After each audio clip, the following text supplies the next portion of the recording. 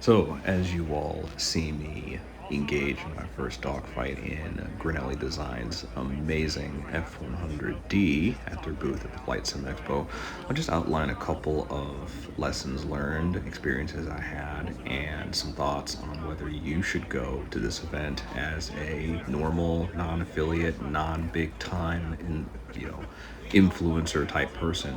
Uh, so just to be clear, I went to the Flight Sim Expo 2026, came here on my own dime, and I'm really happy I did this. I made some really amazing connections, learned a lot about some projects and events, and more importantly, I connected with other people who are very passionate about aviation and aircraft simulations and all that that entails, not only on the military side but also for civilian aircraft too. So this was a very rewarding event, and I'm really glad I went. And because of some of the doubts that I had as a first timer going to this, I just want to lay out some thoughts and points to note for those of you who may be also considering going, but who might also not be, influencers or people in the industry who have the connections to just, go to this sort of thing on someone else's dime, right? Not that I'm trying to throw shade at those people. It's just if you want to go and pay your own money, you're going to have to book tickets and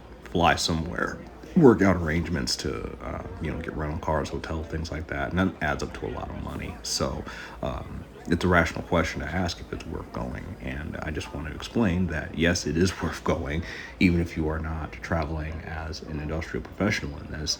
And if you take some tips and tricks that I'm going to share with you into mind, you'll have a much better time than you might otherwise have. So first thing to do is food.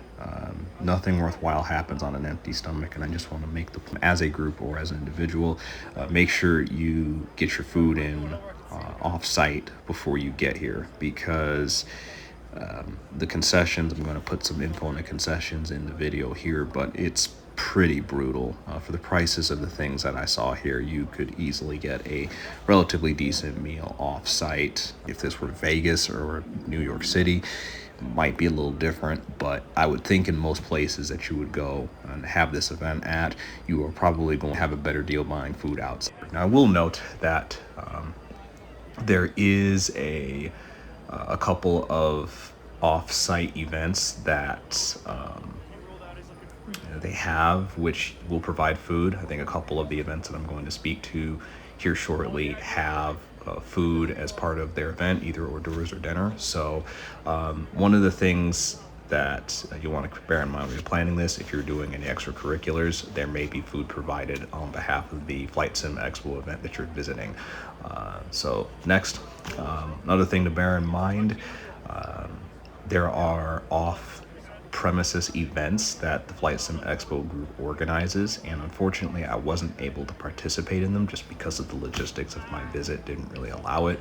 But they had like a tour of the local tech ops office and site at Minneapolis St. Paul International Airport.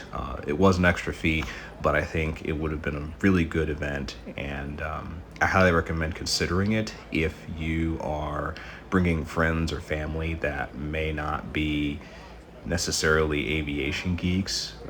These might be folks who might not necessarily be very interested in this kind of stuff, but I think if you go to some of the off-site events, while they'll have an extra fee, they'll actually kind of make aviation a bit more relevant to people who otherwise would kind of look at the flight sim stuff and think, what the heck are these people talking about? Why are they talking about over G and wing rip and adverse yaw and all this other malarkey? Like, if you're it can get real in-depth in the hobby sometimes, and some of these offsite events that they have are certainly options. I think that'd be good for like group events when you're bringing your family.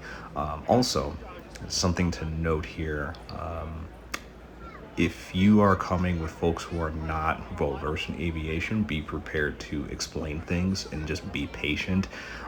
The last thing you want to do is bring someone to this kind of event and have them kind of lost with not really understanding what's going on or the importance of various things. So try to have a patient mindset when you come here, because